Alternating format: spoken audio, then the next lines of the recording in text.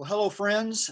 Scott Loyd here, and I'm glad that Drew is with me today, and it's really kind of cool how we connected, and we'll get into that in just a few moments. But maybe for those of you that are tuning in, my name is Scott Loyd. I'm an assistant professor of communication studies and debate coach at Oklahoma Baptist University, and grew up originally in Northeast Arkansas, the Mississippi River Delta, lived there most of my life, but now find myself serving in the state of Oklahoma. And the other day I wrote a piece, a blog post that really the outpouring of people reading it was kind of overwhelming. And one of the people that read it was Drew. So Drew, I'll let you introduce yourself. Thank you. I'm Drew John Ladd. I'm activist, public speaker, and fantasy author. So like a cheeky mix. I grew up in Hartford, Connecticut, but I've lived in Boston. I've lived in Cape Town, South Africa. So I've been around a little bit. I have a degree in political science with a focus in human rights from University of Connecticut. And I've been politically active and civically minded like my entire life. So these are conversations I've been having at a smaller level for a really, really long time. My family has a history of activism. So like, this is straight up in my DNA. And I'm just so happy that we're able to have this conversation. Like, I did not expect this response at all, particularly given like the tenor of my response. I did not expect to be having this exchange with you. So thank you so much for like sitting through the whole, because that was like an hour long or something. Thank you for sitting through that whole long, because I was not kind. I was not. I was about as rough as I get. So I appreciate that. Thank you. Absolutely. Well, let's set this up a little bit for those that may be tuning into our conversation. So I wrote a blog post the other day, and it was just kind of one of those things, a flow of consciousness. And as I mentioned, maybe usually a couple hundred, maybe 300 people read what I write, and that's the extent of it. But over the weekend, I think on Friday night, I went to sleep and I noticed that this was getting a little bit of traction. It was like up to 1,600 views. And so I thought, well, wow, this is doing pretty good. But then on Saturday, it kind of exploded, went over a million views on Sunday. And as of right now, we're sitting at 2.3 million views. So Wow. Congratulations. I'm blown away. Thank you for that. That's awesome. What I want to do is I want to read the piece, and then I'll get into the story of how you and I interacted, because I think that's a pretty cool story as well. So okay, I'm going to read this up while you do that. Yes, sir. So this is the name of the article. The article is A Letter to Roy. He's the black guy in my pictures. Dear Roy, you were the friend of my youth. You are black and I am white. When we became adults, we drifted apart. You served in the military. I served in the ministry. You died too soon for me to tell you this in person, so I'll tell you now. You endured more than you should have, suffered more than you deserved, and were held to the unreasonable expectations of white culture. Yet still you were my friend. You came to my white church. You stayed in my white home. You ate at my white table. Yet I never stayed at yours. An occasional visit to your world was all my whiteness could warrant. Yet you were expected to live in mine. I was in your presence when the N-word was used on multiple occasions. I said nothing. You ignored it while others laughed at your expense.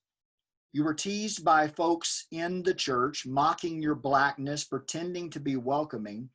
We wore our whiteness that arrogantly persuaded unceasingly before you.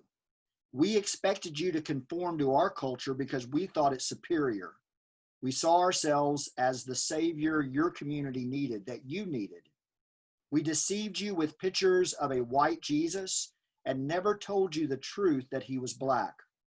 Jesus was more like you than he was like us, yet we pretended otherwise, because to do differently would have elevated you above us, and we couldn't have that. People shook my hand and patted me on the back. How good of you to befriend this black boy, they said. without even acknowledging you standing there. My white world treated you as an anomaly, a novelty, tolerated only as long as you were obedient, subservient, and didn't try to date any of the white girls in the youth group. In retrospect, I know now that my white world abused you, stifled you, truncated your growth and experience. Long before Eric Garner or George Floyd cried, "I can't breathe," all of us white folks were stealing your oxygen. You sung our songs, read our Bible, believed our gospel, all of which were stolen 100 years earlier from another black man at Azusa Street. We never told you his story, only ours. Perhaps it was a saving grace that you were spared the turmoil in our world today. Had you been given time to reflect on the harm brought to you by my culture, you may have justifiably lost your mind, leading to the compounding of your suffering. You would have been justified in your anger at how you were treated, marginalized, and ignored. You were present in my world, but remained largely invisible, only seen on the occasions we wanted to justify our sins by pointing to your body as a token of our righteousness. We were hypocrites and fools. You were patient and endured our taunts longer than you should have. Ironically, many of the white folks reading this that shared our history will remember all of this differently. They will recall how kind we were to you, how we paid your way to youth camps, bought your meals, had you in our home, and were gracious enough to include you in all of our activities. We treated you like family, they will protest, refusing to reflect on the motivations of why we chose to do so, refusing to confront the arrogance of assuming that you should come to us to learn because we know better than you. Roy, I'm sorry, man. I'm sorry that I didn't know better, that I didn't do better. I'm sorry that I'm just now saying this years after your death. I'm listening now. I'm learning now. I'm speaking up now. I hope you can hear me. I love you, Scott. And so that's what I wrote. Again, it was one of those pieces I didn't reflect a lot on. I just kind of typed it out and there it was. I had an overwhelming response, got lots of notes that were complimentary, were thanking me for it. But I also got a handful of critiques. And you specifically posted your video, and I didn't see it initially.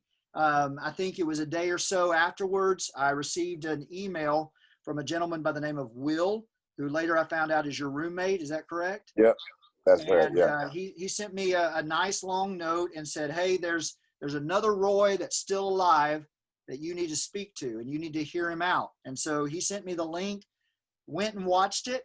And you're right, you weren't nice, but yeah. I what you had to say was necessary. It was good for me to hear. And you weren't the only one that said it. And I want to compliment you, Drew, because other people sent me emails and sent me notes. I responded to them as I responded to you, and you're the only one that followed up. And so I appreciate that. That says a lot about who you are as a man, who you are and your character. So I saw the video and saw your response. And I think for those with sensitive ears, I'll quote you here. When I picked up the phone, you said, "How you doing?" And I said, "Well, I'm trying to figure out how to fuck myself," because that's what you told me to do. Yeah, that's about how it started. Man, where do I begin? So even hearing it back now, honestly, and I've read it multiple times, even in preparation for this, it's still emotional to hear for multiple reasons. One, because I've had and have so many friends just like you. And I mean that in the most positive and complimentary of ways, right? Like friends who are discovering themselves, who are continuing on the journey of becoming better people day by day, recognizing not just their flaws, but their responsibility to fix them, and then doing that work, right? So like, there's a part of me that's like, I recognize that in this, and like, this is great. But another part of me, the bigger part of me, the part of me that's like, out every day is Roy. And when I was reading that, I saw Roy like buried in it. Like not to overuse the metaphor, but like, it seemed like Roy was overshadowed by like how you felt about what happened to him. Like, I'm sorry, like it felt so familiar. Like it felt like I could understand that you really love this person. And that's what made it hurt even worse. It's like, part of me is like, I feel you, and the other part is like, how could you at any moment you could have just said this is enough. Like at any moment, like, I know it's not easy. I'm not even going to pretend that it is. I'm not perfect. I've been in situations where I should have spoken up and haven't. I think like we've all been in that sort of place and have like regrets growing from that. But this one, like, son, like that's why I came at you super hot, like I did, because I really wanted to speak up. Not speak for Roy. I wouldn't presume to do that, but like speak up for that archetype of person that he seemed to represent. And being that person and having felt that, knowing that there had to be a whole bunch of other people who are like Roy, who Black folk or people of color isolated or largely isolated in communities, white communities, and want to be able to talk about what it felt like to hear that. Sort of branching off of that, the experience that I'm currently having being an activist and having a whole lot of white friends, like that's the most of my circle. And the vast majority of them are doing nothing. And this isn't to sully their reputation or anything. It's to point to what's taking place. We've gotten to the point, I think, where we're either dismantling this thing or we're like cool with it. That's just sort of it. And this, I appreciate even more in the aftermath of reading it in my initial response, because not only was it sincere, and I recognize during our conversation on the phone, I said I recognize the sincerity. Even I think while I was super hot in the video, I was even saying like, I mean, I could tell you really like respect this guy and like love this guy, that it's real. And that made it extra painful. I thought about all the times, like, I mean, there've been so many times where I've had these beautiful, heartfelt moments with people that I thought really meant the same thing both ways. And then trouble comes and suddenly you're not treated the same as other people. And you don't even really have a way of saying that because everyone around you is saying, no, we're all treated the same. And you're experiencing a very different life than them.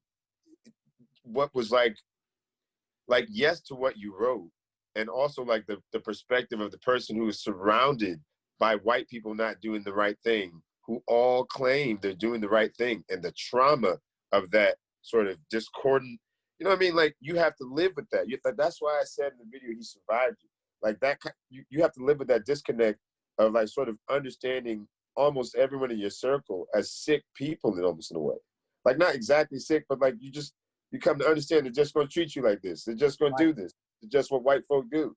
And so Roys are not only abused in that way, but they're poisoned because their understanding of what it's like to have a proper relationship with a person is poisoned by repetition of people who are just out trying to be quote unquote good people. Like this is why it's important not only to just do the listening and things that you talked about, which are again admirable and I feel you 100%, but the action that follows, in particular, like the supportive work behind voices that are underrepresented. So not just people of color and Black people, but yes, definitely Black people, but also like trans people. And then other people you may not even know of. Go find and discover these voices. My fear is that like, I read that letter and like, I feel you 100%. And also it's like, I wish that Roy had had the chance to hear that apology from you and y'all had had the chance, you know what I mean, to like reconcile, number one, your friendship, because it sounded beautiful. In spite of all the stuff that I had issues with, which I still do, it sounded beautiful. I wish it had flowered into something a little more complete and had a chance to. And then, like I said before, I wish that the letter had been followed with like some kind of community effort, either directed toward, I mean, with all due respect, Roy's family, we're having a public discussion about, like they didn't ask for it. And then they've sort of like tangentially been drawn into it. So like respect to them because like they're on the public stage, they didn't ask for it. But at least like some kind of, I don't know, reflective and then like actionable behavior, like some kind of something. It would have been dope if there was, I don't know, a foundation built to support people like Roy in your neighborhood, and then you made it like into a national chain sort of thing. I don't know. Like, I felt like that love at the end was true, but it wasn't activated. You know what I mean? Like, it was sincere, but like it should be motivating you out to go do something. And if I had to distill what I said into the kindest words, that would be it. It's like, yes, I recognize you love this person, and you know love like I know love. And love isn't just a thing you feel. Love is the responsibility you willingly take on. It's the thing you say, yes, because of these feelings, now I commit myself to this. Like, that's what that means. So in the rereading of the letter, when I see I love you, and then I back up and see the things that you said beforehand, I read a little differently now. I do, honestly. Especially having had a conversation with you, which again, I'm so grateful that you reached out and we were able to have that conversation. I was just stunned at how, number one, that it went well at all. And then two, just how much of a regular human being you were. I'm like, yeah, this is a person. Let's talk. That felt great. And you accepted me exactly where I was in my anger and in my discomfort. And we had our uncomfortable moment. And then we found out we had a whole lot more in common than we thought we did. That was really wonderful. Like, I've been riding on that for a couple of days now, to be honest. It was just like, yes, this is all worth all of that just for this moment. I feel like that was spectacular.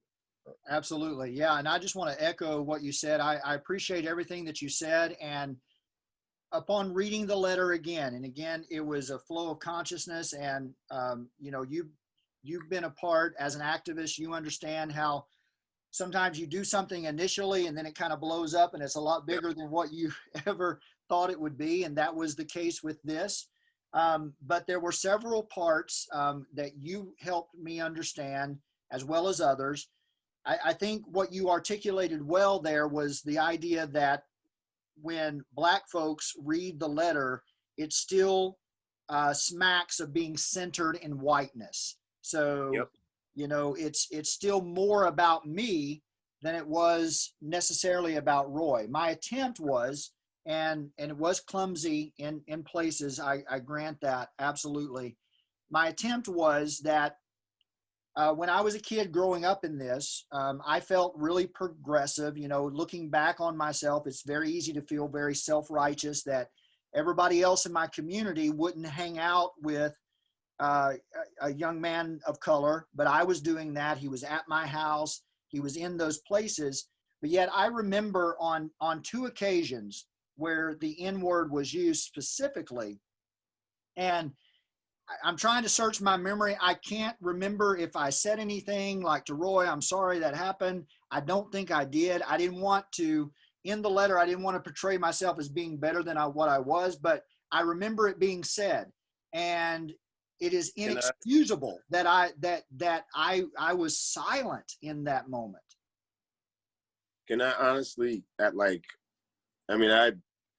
you're right, but can I honestly ask why you didn't say something? Like, as a person, that's happened to me so many times where I've had to either endure something like that, or I've had to be the person to come up with a clever way out of it. While all of my friends who I swore were my friends, who I swore this would never happen around them, they suddenly become strangers just for a second, like they're werewolves or something. I understand that it can be difficult to stand up to things. I get it, but understanding that you're around someone who doesn't have the option of being the Black person. Yeah. So that awareness, it's not just doing the right thing. It's also keeping your community safe and keeping the ones you love, especially Black people, safe. Being aware that they're out in this world Black, and what tends to happen more often to Black people. I don't mean to be I'm asking honestly, so I will wait for an answer, but why didn't you say anything? I don't know. I mean, that's all I can point to is my own racism, my own thoughts of supremacy. I was a young man. I mean, we're talking about a teenager, so I wasn't thinking on levels like that. Right. So, I mean, I could say lots of things to try to justify myself, but at the end of the day, there is no excuse. And I think a lot of times people attempt to excuse away the behavior of the past by saying, well, Right. we didn't know any better. We were young. It wasn't, the time. But really, all of those answers fall short. And the bottom line, it was wrong. I respect that, and honestly, I respect the man you are now. Like even knowing that you can concede the person that you were without trying to build a bridge to like. But then I had a change of heart, and I became this beautiful. You just said outright, like, no, that was racist. I was wrong, and left it. Like, yeah, that's yes, please. I think it's important not so that white people feel guilty, because I don't think guilt is a helpful anything, and that's also super self-centered. But I think it's in a way where that shock should inspire you to some kind of action to go and do something. And specifically going to do something to support materially people of color. Because we've had the talk, we've had the come together meetings, we've done that thousands of times. Black folk are still dying. Like, it's time some people with some power made some power moves, or at least some communities who were fed up with this nonsense decided that's it. This is eradicated from my town forever. Like, we have to be on that level. And I appreciate, again, your letter, because it starts dialogues like this that can be uncomfortable, but that need to be had. I think there needs to be, in part, a reckoning of the people that we've harmed. This is me included, right? Like in whatever ism you can think of, and the people that we've harmed, and allowing them to express that harm without us having to insert our own forgiveness path in there to attach to it. You know what I mean? To purify our character. To recognize that the betterness in us is forward, not behind. So we don't have to go polish the old us, but we can perfect the current us into someone that resists that behavior. So, I mean, I got that directly from you when we were talking on the phone. Like, it was excellent talking. Like, I'm sorry, go ahead. Yeah, and you pointed this out the other day, and I think it's a wonderful lesson for those of us that desire to be white allies. Is this idea that we are all still laboring under this systemic racism that exists in our country. It was there at the founding. It remains in our institutions.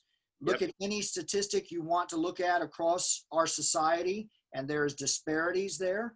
It's because it was built in institutionally, and we're still living that out.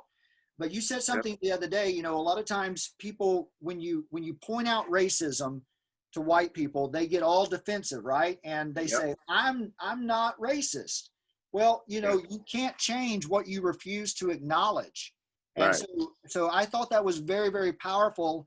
And until we in the white community start acknowledging that, yes, we have benefited from this system. Yes, we continue to benefit from this system. And until we acknowledge that, and that's part of the residual racism that is in all of us, then we're not going to see any real change come about. I agree. It's exactly like when somebody calls you a jerk, right? Like, it's not up to you. It's up to you to examine the behavior that inspired them to say that in the first place. And that's what we do automatically, right? If somebody says that to you, if you're a little defensive, maybe you respond right back, but you still examine your behavior. You still question why they would call you that. Right. And that's what we need more of, is like that self-examination in the moment, rather than retreating to feelings and like defensiveness and I'm not that, and recognizing that racism isn't a character flaw. It's not you. It's the poison stew that we're all in, and we're all behaving and serving this monster because it's just set up this way. So now we have to work together to dismantle it. Like, yes, that's heavy, but like, so is racism. Just ask any Black person, literally anyone. Like, that's way heavier. Yeah, the analogy you used the other day on the phone was we've all experienced someone who hasn't taken a shower, right? And they have body odor, and at some point you're just like, hey, dude, you stink. Go take a shower, and because you can't take it anymore. That's what's happening in our society right now. Yep, and to build on that, like, you ought to know if somebody's telling you to take a shower, that by the time they've mustered up the courage to tell you that, you've been stinking a while. So like, it's not that one incident they're saying, if somebody's saying you're racist or that's racist, like they're signaling something. Like you should go home and take a shower, maybe do some self-examination. Like that doesn't hurt ever. Go do that. We need more of that, please. Especially white folk, because we need to understand what white people are predisposed, and by that I mean programmed systemically, to just not examine themselves or their behavior. They're represented everywhere. They're literally the model of goodness everywhere and in every archetype. So it's difficult for them to see themselves as being apathetic and like not fighting for freedom. But what we need now is all these people, ironically, who are out there like waving the flag and everything else. Like, yeah, we need y'all. We need y'all to be your most America now and join us in eradicating racism for real, forever. I think that's the most America thing to do. And like connecting it back to your letter, honestly, I think that's the most powerful act of love ever, is to even attempt that. Like, I think that would be a wonderful legacy. Like, I'd love to join you in that, of course. Like, I'm at it, and I can see that you're at it as well. So, I mean, I'd love to join forces. Absolutely. Let's do it. Yeah, and I intend to continue working, changing, and as far as the letter is concerned, I want to build on that. I'm talking with friends now about how we can honor Roy. I did some more research. I found Roy's older brother. He's a pastor in Mount Joliet, Illinois. I reached out to him. I haven't heard back from him yet, but I am making overtures to reach out to his family because I want to honor his family, honor his memory. I don't want to let me off the hook just yet because That's there were other problematic issues with the letter. The one I was gonna say, like, respect if they don't respond, please respect if they don't respond and just don't want to have a conversation. Absolutely. Like, I can understand why they may feel that way, especially now. Sure. So like, please don't take that personally. Sometimes it's just like, nah. Yeah, and I understand that absolutely. One line that several people pointed out that in retrospect was really clumsy and really insensitive of me was the part where I sort of lament the fact that that Roy is no longer with us, and I kind of say, well, maybe it's a saving grace that you're not here because of everything that's going on in the world. I think that was really insensitive of me in retrospect, because obviously life is what all of us desire and is preferable to anything that we're living, and is really disrespectful to him and to his memory. So that's something that I regret. I'm glad you brought that up, and thank you for doing that. Because that's really what like set me all the way off. Mm-hmm. It was like you went through this whole thing of talking about how you and others abused your friend, and then said, well, probably it's better you dead so you're not experiencing. It's like, wait a minute, like maybe it's better if all your friends got together and made sure nobody else ever felt this way ever, or some other thing like that. Like that felt like the direction it ought to went in. You know what I mean? Instead of this, it returns to this kind of, I don't know, like this lamentation and almost this, to be completely frank, because I stay frank, like almost there's a history of treating Black folk like either servants or pets or accessories. And that really like, it felt like that. I know you've learned since then, so I'm not trying to critique you now on that, but like, sure, that set me all the way on fire. It was like, you'd rather have him dead than be alive because the world is so poisonous. No, we need more Roys. We need 1 million more Roys. That's why, like, a good chunk of my response was speaking to Roys in areas like I am, like the 1 or 2 only Black folk in the area, and you're surrounded by white people who aren't necessarily joining in the fight. That could be a little terrifying. But I'm glad still, even for the original letter, even with the fumbles and the mistakes and all the disrespect and everything else, because we get to have a conversation about it publicly and show that it's possible. It's possible to have these exchanges, to grow from them, to even make friends from them. And that when people point out your racist behavior or point out a mistake you may have made, they're doing it because they want you to do better. Like, literally. That's it. I see racism all day, all the time, all day, all the time that I don't say anything about. It takes a certain kind of it to really activate me to say something. Lately, it's been something in my community, but when I read that letter, I saw so much of myself in the way that you were talking about Roy, that when it got to that, it was like, like I just immediately like felt my brain loading the weapon already. Like I had to say something, and I thought it was gonna be like 10 minutes, and it ended up it was like an hour-long rant. I apologize. That was No, man. It was necessary, and I needed to hear it. And everyone else that reached out to me with a critique, I want you to know that I heard you, that I saw it. If I missed some, I apologize. I tried to find all that I could that at least was posted to my page. I wrote a follow-up blog. I've embedded those links into the original letter. So I want those voices to be heard as well. And so, Drew, I want you to finish up, and then I want to talk about what you're involved in now and how you are making a difference in the world. But I don't want to overlook anything else that we need to talk about that I wrote specifically that needs to be corrected. Okay. Well, first, I want to say again, thank you for your candor, and thank you for even having this conversation with me. It's not a perfect conversation, but it's a great starting point. I think modeling this kind of conversation is exactly what we need to be doing right now. So I appreciate the opportunity to participate in it, and like you're facilitating that and all that. I do again want to express, like, if Roy's family does not want to be involved, like, just please respect that. It may or may not be a personal thing. I won't speak for them at all, but like, just please do. And just so, like, every Roy everywhere, like I said in the video, I hear and I see you. Like, I am one. I'm living in a community of mostly rich white folk who don't want to hear anything from me. So I can understand that feeling of being abused by people who simultaneously are telling you that they love you, who are doing other things to show that they love you. But then in this one arena, suppose that you're getting all this fire and all this pinpricks for some reason.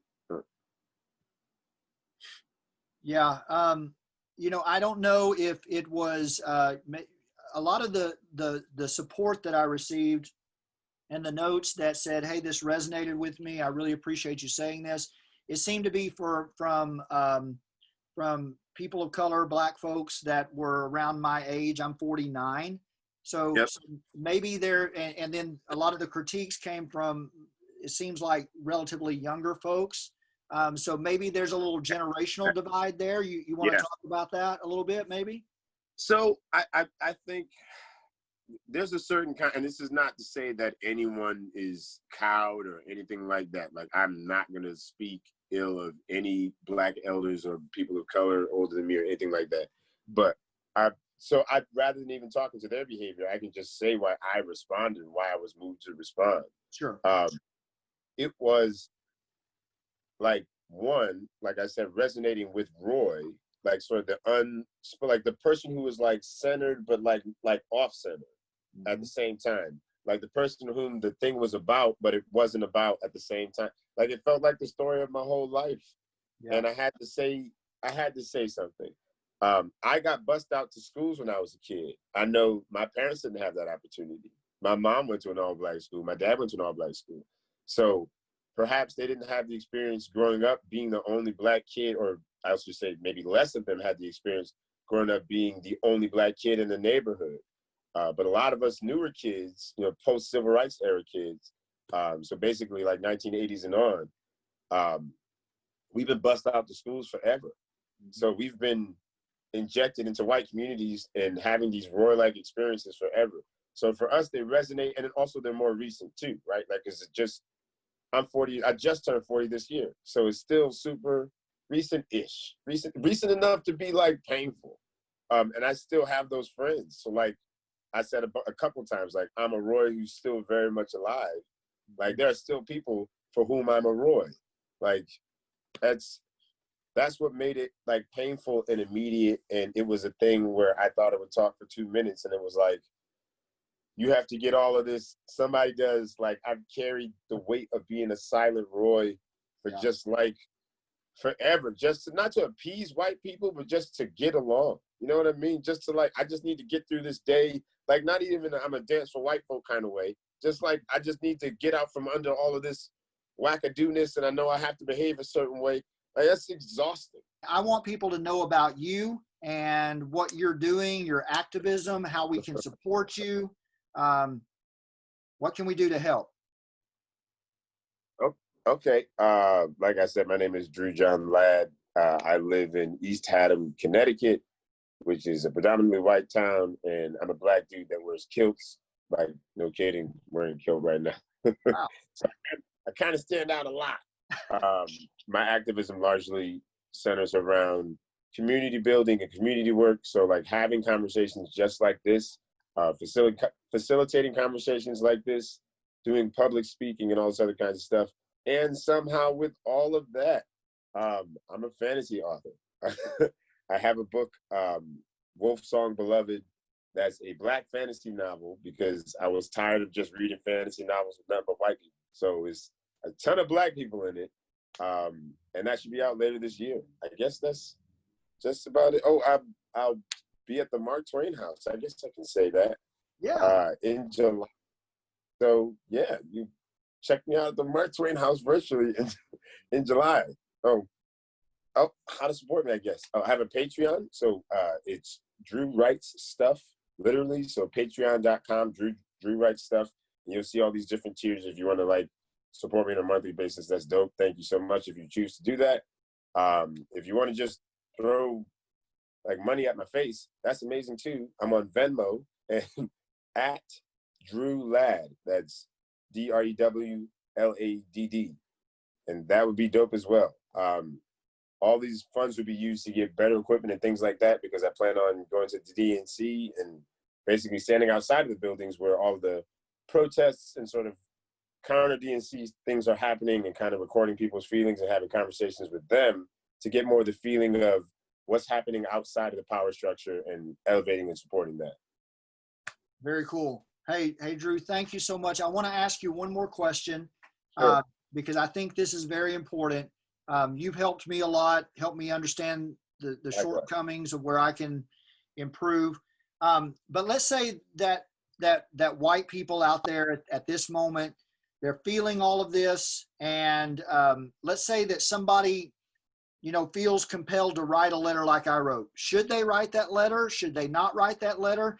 Because here's the conundrum, I think, for some white people. They see the marching in the streets, and a lot of folks are holding posters that says white silence equals violence. Right. But then, sometimes when we attempt to speak up, no doubt I have a lot to learn and did so in a clumsy way. Should we speak up? Should we not speak up? If we choose to speak up, I believe we should, but how should we go about it? Because obviously we're going to make mistakes like I did. So I have an uncomfortable truth for you as an answer. Okay. Like, yeah, write those letters, and you're going to get feedback like this. We need to enter this uncomfortable space in order to go to the next, in order to go to true equality. I wish there were a painless way to have these conversations. And as you saw, when we had as soon as we started talking back and forth, it was relatively painless, a little uncomfortable here and there, but that was about it. Mm-hmm. So I think it's important for white people to be willing to be vulnerable in that way and to open themselves up to critique and then listen to it, because that's where the learning happens. Understand that this discomfort is part of the birthing pain of like fulfilling ourselves really as America, instead of just saying that we're all about equality and freedom, but really doing that work. And part of that means building some bridges of trust, which means relenting some things and conceding some things and listening to people you're not normally used to listening to. So yeah, it'll be difficult, and yeah, you'll be called out for making mistakes, just like any beginner, like, of course, but keep at it. Like, make it your goal to become better and better. And as you are called out more and more, you realize it's more of a calling to, right? Nobody's out there finding the most racist person and like pointing the finger. We already know that old Joe is racist. We ain't saying anything about him. The reason why we're saying something about you is because we care. So when you hear this kind of feedback, you don't always have to agree. I'm not suggesting that. But I'm suggesting when you hear this, get this kind of feedback, you reflect on yourself understand that we too are trying to build a better America. Absolutely. I think that's well said. And Drew, thank you so much for reaching out, doing what you did. It was uncomfortable, but it was necessary. And I've learned a Thank you lot. very much. And I will continue to learn. And I want to stay connected to you and want to support what you're doing. So I'm looking forward to continuing this friendship and continuing to learn. Likewise. Absolutely. Well, Drew, thanks so much, my friend. Well, thank you. You have a good afternoon. You too.